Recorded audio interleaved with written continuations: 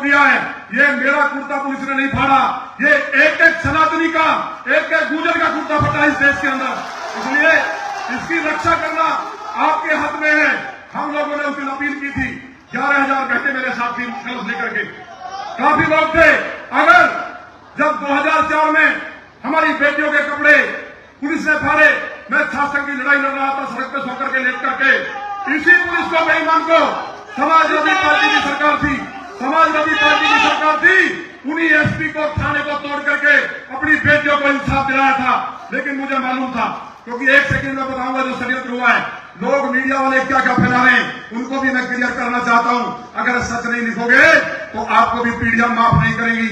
मैं कलश यात्रा लेकर के भगवान राम की कथा अगर रामराज में कर रहा था, मैंने उनका कहना अधिकारियों का, बेईमानों का, कि मैंने अनुमति नहीं ली। परंपरागत यात्रा थी, 2010 में शुरू हुई, किसी ने अनुमति नहीं मांगी। लगातार माननीय योगी जी की सरकार में किसी ने नहीं मांगी। शांति से हर धर्म जाति के लोग फूल बरसाते थे। लेकिन जब मुझे लखनऊ से एक आईपीएस ने बताया कि आपकी हत्या करने का षड्यंत्र है, आपका यहां मर्डर करेगी पुलिस, तो आप अनुमति के नाम पर टकराव करना चाहती है। मैंने अनुमति के लिए एसडीएम को दिया, एसीपी को दिया, वहां के चौकी इंचार्ज को दिया। एसडीएम का बयान अखबार में छपा है कि अनुमति ली गई थी, लेकिन लखनऊ से कहा गया एक अधिकारी औरंगजेब की चद्दर को, औरंगजेब की चद्दर को हाथ लगाने पे महाराज चल गया। हम नपुंसक और काया नहीं है, हमने हाथ जोड़े थे कि हमारी सरकार है, माननीय योगी जी को अधिकारी गुमराह कर रहे हैं।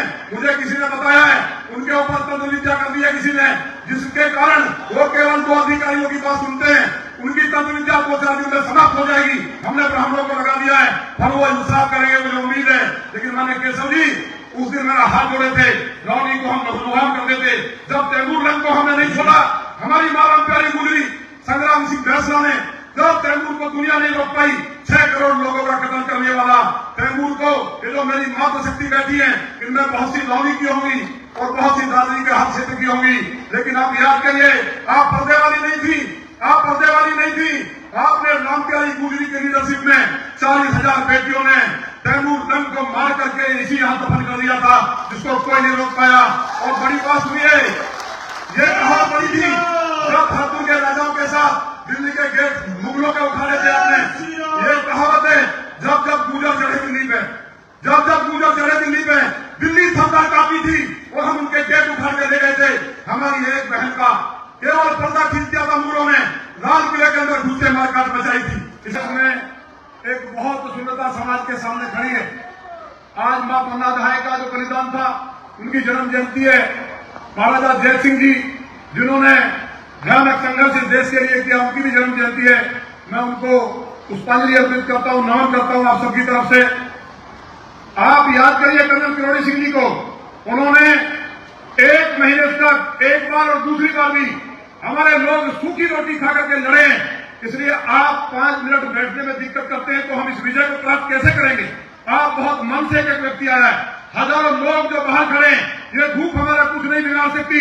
हम सूर्यवंशी हैं, जितना धूप हमारे ऊपर पड़ेगी उतना ही हम तपेंगे। इसलिए केशव प्रसाद मौर्य जी, केशव के हाथ में हमारी बैकडोर है।